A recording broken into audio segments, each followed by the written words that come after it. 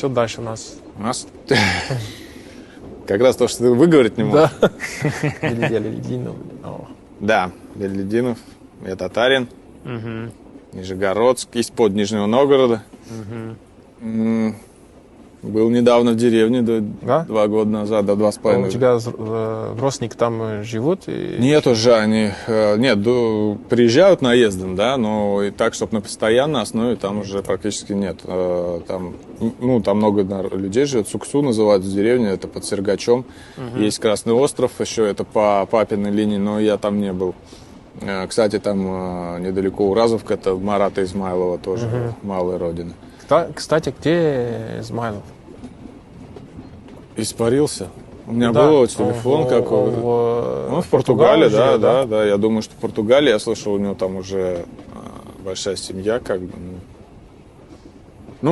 Насильно мил не будешь, как выяснять в 5-й раз его номер телефона, я уже устал, не хочет.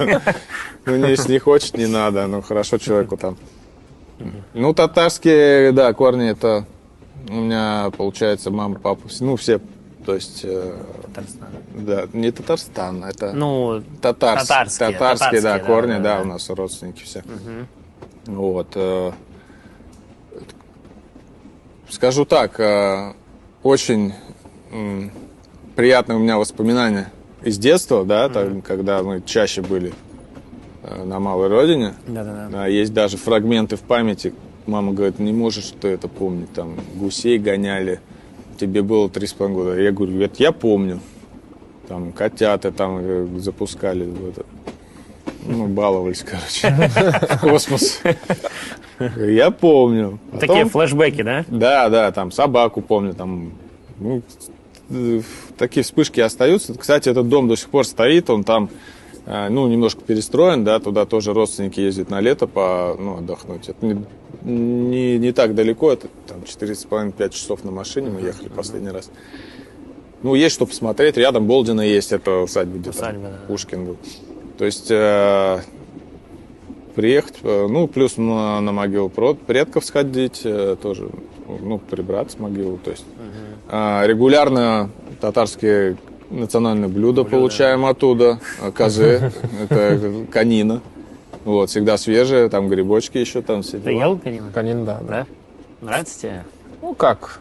Есть 2 типа, немножко. Я когда жил, когда играл за Рубин в Казани жил, я не мог найти конину, которая мне нравится. Немножко разная, наверное, рецептура.